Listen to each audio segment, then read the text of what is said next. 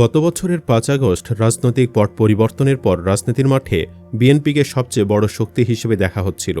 তবে সময় যত গড়াচ্ছে ত্রয়োদশ জাতীয় সংসদ নির্বাচন ঘিরে দলটির সামনে নিত্য নতুন বাধা তৈরি হচ্ছে। বিশেষ করে বিএনপি নেতাদের চাঁদাবাজি, ডাকাতি থেকে শুরু করে বিভিন্ন ধরনের অরাজকতা দলটির জন্য নেতিবাচক হিসেবে দেখা দিচ্ছে। মানে এসব কারণে ক্ষমতা আসার আগে মানুষ বিএনপির পতন চাইছে। সবকিছু বিবেচনায় বিএনপির সামনে এখন ৫টি চ্যালেঞ্জ বা কঠিন পরীক্ষায় এসে হাজির হয়েছে বলে বিশেষজ্ঞরা মনে করছেন। কি সেই চ্যালেঞ্জ? বিএনপি কি পারবে এসব বাধা অতিক্রম করে জামায়াতে ইসলামীকে চ্যালেঞ্জ করতে? চলুন একে একে দেখে জেনে নেওয়া যাক। নাম্বার ১, দলের অভ্যন্তরীণ কোন্দল। সময় যতই যাচ্ছে কমিটি গঠন নিয়ে মতবিরোধ, আধিপত্য বিস্তার, দখলদার নানা কারণে বিএনপির অভ্যন্তরীণ কোন্দল আরও প্রকাশ্য হচ্ছে। গত বছরের ৫ আগস্ট শেখ হাসিনা সরকার পতনের পর এরই মধ্যে বিএনপি ও অঙ্গ সংগঠনের অভ্যন্তরীণ কোন্দলে এবং হামলা সংঘর্ষে অর্ধশতাধিক নেতাকর্মী প্রাণ দিয়েছেন, আহত হয়েছেন অসংখ্য। একই সঙ্গে দলীয় শৃঙ্খলা বজায় রাখতে কঠোর বিএনপির হাইকমান্ড। ১১ মাসে প্রায় ৪ থেকে ৫ হাজারের মতো নেতাকর্মীর বিরুদ্ধে সাংগঠনিক ব্যবস্থা নেওয়া হয়েছে বলে জানা গেছে। অর্থাৎ দলের অভ্যন্তরীণ দ্বন্দ্ব সামলানোটাও বিএনপির জন্য বড় চ্যালেঞ্জ হয়ে দেখা দিয়েছে। অনেকে মনে করছেন সামনে দলটির আরও বড় বিপদ অপেক্ষা করছে, আর তা হচ্ছে নমিনেশন।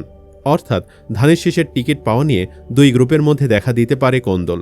একদল ধানের শীষে টিকিট পেলে সম্ভাবনা আছে আরেক পক্ষের বিদ্রোহী হবার। কেউ বিদ্রোহী হলে তখন মাঝখান দিয়ে জামাতের গোল দেওয়ার সম্ভাবনা ব্যাপক। যদিও এসব সমস্যা মোকাবেলায় প্রস্তুত বিএনপি। দলটির সিনিয়র যুগ্ম মহাসচিব রুহুল কবির রিজভী বলেন, আমরা স্পষ্টভাবে বলতে চাই, দলের নামে যে কেউ যে কোনো ধরনের অনৈতিক, অবৈধ, সন্ত্রাসী, সহিংসতামূলক কর্মকাণ্ড করবে সে রেহাই পাবে না। বিএনপির ভারপ্রাপ্ত চেয়ারম্যান তারেক রহমান এসব ব্যাপারে একেবারে জিরো টলারেন্স। তাৎক্ষণিক তদন্ত করে এবং ভিডিও, অডিও সবকিছু পরীক্ষা করে যদি দেখা যায় কেউ দায়ী, তার বিরুদ্ধে সাংগঠনিক ব্যবস্থা গ্রহণ করতে বিন্দুমাত্র বিলম্ব করছি না। নাম্বার ২, ইসলামী দলগুলোর সম্ভাব্য জোট। ত্রয়োদশ সংসদ নির্বাচনে ইসলামী দলগুলো চায় একক প্রার্থী ঘোষণা করতে। সে লক্ষ্যে নির্বাচনী জোট কিংবা বৃহত্তর সমঝোতার দিকে এগুচ্ছে দলগুলো। এ নিয়ে পর্দার আড়ালে চলছে নানামুখী তৎপরতা। দীর্ঘদিন ধরেই বিভিন্ন ইসলামী দলকে একই প্ল্যাটফর্মে আনতে কাজ করছে বাংলাদেশের জামায়াতে ইসলামী ও ইসলামী আন্দোলন বাংলাদেশ। সর্বশেষ গত ২৮ জুন ইসলামী আন্দোলন বাংলাদেশের সমাবেশে কয়েকটি ইসলামী দলের নেতাদের বক্তব্যে নির্বাচনে জোটবদ্ধভাবে অংশ নেওয়ার কথা প্রকাশ পায়। এটাকে নির্বাচন সামনে রেখে ইসলামপন্থী দলগুলোর একই প্ল্যাটফর্মে আসার প্রস্তুতি পর্ব হিসেবেও দেখা হচ্ছে। মূলত যেসব দলে নিবন্ধন এবং ভোট ব্যাংক রয়েছে সেসব দলই এই সমঝোতা প্রক্রিয়ায় থাকছে। অর্থাৎ ৮টি ইসলামী দলের মধ্যে সমঝোতা হবে।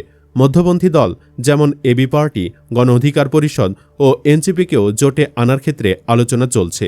গত মঙ্গলবার জামায়াত ও গণ অধিকার পরিষদের শীর্ষ নেতারা বৈঠকে বসেন। বৈঠকে নির্বাচনী জোট, পিআর পদ্ধতির নির্বাচন সহ বিভিন্ন বিষয়ে আলোচনা হয়েছে।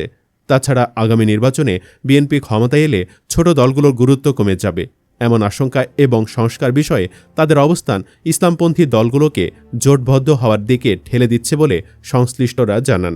আর এভাবে জোট হলে বিষয়টি বিএনপির জন্য হুমকিই বটে। কারণ ভোট বাক্স যখন একটি হবে তখন বিএনপির প্রতিপক্ষরা সব এক বাক্সে ভোট দিবে। মানে এটি বিএনপির অনেক বড় হারের কারণ হতে যাচ্ছে। নাম্বার ৩, আলোচনা নতুন ইস্যু পিআর পদ্ধতির নির্বাচন। ত্রয়োদশ সংসদ নির্বাচনের পদ্ধতি সংস্কারসহ বিভিন্ন ইস্যুতে চরম অস্পষ্টতা, অনাস্থা ও উত্তেজনাকর পরিস্থিতি বিরাজ করছে রাজনৈতিক দলগুলোর মধ্যে। এরই মধ্যে নতুন ইস্যু হিসেবে আলোচনা রয়েছে সংখ্যানুপাতিক প্রতিনিধিত্ব পিআর পদ্ধতিতে নির্বাচন। তবে দেশের অন্যতম বৃহৎ রাজনৈতিক দল বিএনপি পিআর পদ্ধতির ঘোর বিরোধী। অন্যদিকে জামায়াতে ইসলামী, খেলাফত মজলিস, ইসলামী আন্দোলন বাংলাদেশ সহ বেশ কিছু রাজনৈতিক দল এই পদ্ধতির পক্ষে দৃঢ় অবস্থান নিয়েছে। ফলে পিআর পদ্ধতি নিয়ে দলগুলোর পক্ষে বিপক্ষে বক্তব্য রাজনীতিতে উত্তাপ ছড়াচ্ছে। এরই মধ্যে সংস্কার, জুলাই হত্যাকাণ্ডের বিচার ও পিআর পদ্ধতিতে নির্বাচনের দাবিতে গত ২৮ জুন ঢাকার সোহরাওয়ার্দী উদ্যানে মহাসমাবেশ করেছে ইসলামী আন্দোলন বাংলাদেশ। ওই সমাবেশে বাংলাদেশ জামায়াতে ইসলামী, এনসিপি সহ বিভিন্ন ইসলামী দলের শীর্ষ নেতারা অংশ নেন। ওই সমাবেশে অংশ নেওয়া দলগুলো নির্বাচন ও সংস্কার দুই বিষয়ে বিএনপির অবস্থানের বিপরীতে নিজেদের অবস্থান পরিষ্কার করছে।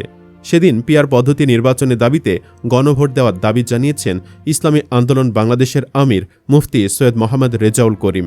এখন সরকার যদি পিআর পদ্ধতিতে দিতে বাধ্য হয় তাহলে এ নির্বাচনে বড় ধরনের ভরাডুবি হতে পারে বিএনপির। নির্বাচন কমিশনের তথ্য অনুযায়ী দেশে নিবন্ধিত রাজনৈতিক দলের সংখ্যা ৫৫টি। এর মধ্যে বিভিন্ন কারণে ৪টি দলে নিবন্ধন বাতিল এবং আওয়ামী লীগের নিবন্ধন স্থগিত রয়েছে।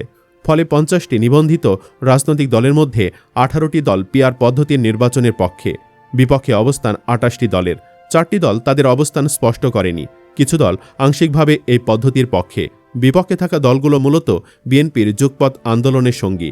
এর বাহিরে জুলাই অভ্যুত্থানের মধ্য দিয়ে গড়ে ওঠা শিক্ষার্থীদের রাজনৈতিক দল জাতীয় নাগরিক পার্টিও পিআর পদ্ধতির পক্ষে জোরালো অবস্থান নিয়েছে।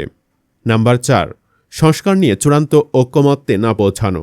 দায়িত্ব গ্রহণের পর অন্তর্বর্তী সরকার সম্ভাব্য সংস্কারের প্রয়োজনীয়তা অনুভব করে প্রথমে ৬টি এবং পরে আরও ৫টি সহ মোট ১১টি বিষয়ে কমিশন গঠন করে। কমিশনগুলোর সুপারিশমালা এর মধ্যে পৃথকভাবে জমা দেওয়া হয়েছে। প্রথম পর্যায়ে ৬টি কমিশনের সুপারিশমালা নিয়ে তখনই জাতীয় ঐক্যমত্য প্রতিষ্ঠার প্রক্রিয়া শুরু হয়। তাদের সুপারিশের কোনোগুলোতে রাজনৈতিক দলগুলো সবাই একমত কিংবা ভিন্নমত থাকলে তা কোথায় এবং আলোচনার মাধ্যমে মতভেদ দূর করার চেষ্টা এখনও চলছে। সর্বশেষ গত বৃহস্পতিবার দ্বিতীয় পর্যায়ে নবম দিনের আলোচনায় ৩০টি রাজনৈতিক দলের প্রতিনিধিদের সঙ্গে বৈঠক করেছে জাতীয় ঐক্যমত্য কমিশন। বৈঠকে ঢাকার পাশাপাশি বিভাগীয় পর্যায়ে হাইকোর্টের বেঞ্চ স্থাপনের বিষয়ে রাজনৈতিক দলগুলো একমত হয়েছে। এছাড়া সংস্কার কমিশনের প্রস্তাব অনুযায়ী রাষ্ট্রপতির ক্ষমা প্রদর্শনের বিদ্যমান বিধান সংশোধনের বিষয়ে দলগুলো সম্মতি জানিয়েছে। এ পর্যন্ত সংবিধানের ৭০ নম্বর অনুচ্ছেদ, সংসদীয় স্থায়ী কমিটির সভাপতিত্ব, নির্বাচনী এলাকার সীমানা নির্ধারণ, প্রধানমন্ত্রীর মেয়াদ, রাষ্ট্রপতির ক্ষমা সম্পর্কিত বিধান এবং বিচার বিভাগ বিকেন্দ্রীকরণ বিষয়ে আলোচনা নিষ্পত্তি হয়েছে। আরও কিছু বিষয়ে অনৈক্য থাকায় আগামী ৭ জুলাই ফের আলোচনার দিন ধার্য করা হয়েছে। অভিযোগ আছে বিএনপি আওয়ামী লীগের সাথে হাত মিলিয়েছে কিংবা চুপ পুরো পদত্যাগ চায় না। এসব বিষয়ে জনপ্রিয়তা কমছে বিএনপির। নাম্বার ৫, যুগপথের মিত্রদের নিয়ে বৈঠক অব্যাহত। আগামী নির্বাচন ঘিরে যে কোনো সংকট মোকাবেলায় অতীতের মতো যুগপৎ আন্দোলনে থাকা মিত্র দলগুলোকে পাশে চায় বিএনপি। সেজন্য আগামী নির্বাচনে তাদের যৌক্তিক সংখ্যক আসন ছেড়ে দেবে। এক্ষেত্রে যোগ্যতা ও গ্রহণযোগ্যতা অনুযায়ী কোনো নেতাকে সংসদের উচ্চ কক্ষেও স্থান দেওয়ার চিন্তাভাবনা রয়েছে দলটি নীতি নির্ধারকদের। বিএনপি ও সংশ্লিষ্ট সূত্র এমনটি জানিয়েছে। বিএনপি ২০১৮ সালের একাদশ সংসদ নির্বাচনে মিত্রদের ৫৯টি আসন ছেড়েছিল। এবারও যুগপৎ আন্দোলনের মিত্রদের সর্বোচ্চ অর্ধশত আসনে ছাড় দিতে পারে দলটি। সমস্যা হচ্ছে আসন ছাড় করলেও মিত্ররা এসব আসনে জিতে আসতে পারবে কিনা সেটি বড় প্রশ্ন। নাম্বার ৬, জাতীয় না স্থানীয় নির্বাচন আগে বিতর্ক। গত বছরের ৫ আগস্ট ছাত্র জনতার অভ্যুত্থানে সাবেক প্রধানমন্ত্রী শেখ হাসিনা দেশ ছেড়ে পালিয়ে গেলে ৮ আগস্ট ড. মোহাম্মদ ইউনূসের নেতৃত্বাধীন অন্তর্বর্তীকালীন সরকার রাষ্ট্র পরিচালনার দায়িত্ব নেয়। এরপর বিভিন্ন মহল থেকে রাষ্ট্রের অপ্রয়োজনীয় খাতে সংস্কারের দাবি ওঠে। তাছাড়া অন্তর্বর্তী সরকারের প্রধান উপদেষ্টা শুরু থেকেই বলছিলেন সংস্কার শেষে যৌক্তিক সময়ের মধ্যেই তারা জাতীয় নির্বাচনের আয়োজন করবেন। প্রথমে তিনি বলেছিলেন চলতি বছরের ডিসেম্বর থেকে আগামী বছরের জুনের মধ্যে নির্বাচন হবে। তবে অনেক দল সরকারের সেই ঘোষণায় আস্থা রাখতে পারেনি। এক পর্যায়ে কোরবানির ঈদের আগের দিন ৬ জন প্রধান উপদেষ্টা জাতির উদ্দেশ্যে দেওয়া ভাষণে বলেন ২০২৬ সালের এপ্রিলের প্রথমার্ধে জাতীয় সংসদ নির্বাচন অনুষ্ঠিত হবে। একই সঙ্গে সব রাজনৈতিক দলের ঐক্যমতের ভিত্তিতে জুলাই মাসেই একটি জুলাই সনদ প্রস্তুত করে জাতির সামনে উপস্থাপনের আশাবাদ প্রকাশ করেন। নির্বাচনের মাস নির্ধারণ নিয়ে দলগুলোর মাঝে ব্যাপক সমালোচনা হয়, কারণ নির্দিষ্টভাবে নির্বাচনের দিনক্ষণ উল্লেখ করা হয়নি। তাছাড়া বিএনপি ও যুগপৎ আন্দোলনের মিত্র দলগুলো বাদে অন্যান্য দল জাতীয় নির্বাচনের আগে স্থানীয় সরকার নির্বাচনের দাবি তুলেছে। সূত্রমতে ঢাকাসহ বিভিন্ন সিটি কর্পোরেশন নির্বাচনের প্রস্তুতি নিচ্ছে নির্বাচন কমিশন ও সরকার। অর্থাৎ জাতীয় সংসদ নির্বাচন আগে নাকি স্থানীয় নির্বাচন আগে সেই ইস্যুর সমাধান এখনও হয়নি, যা বিএনপির জন্য চ্যালেঞ্জ মনে করা হচ্ছে। সুপ্রিয় দর্শক, বিএনপি কি পারবে এসব চ্যালেঞ্জ মোকাবেলা করতে? কমেন্ট বক্সে জানিয়ে দিন আপনার মতামত।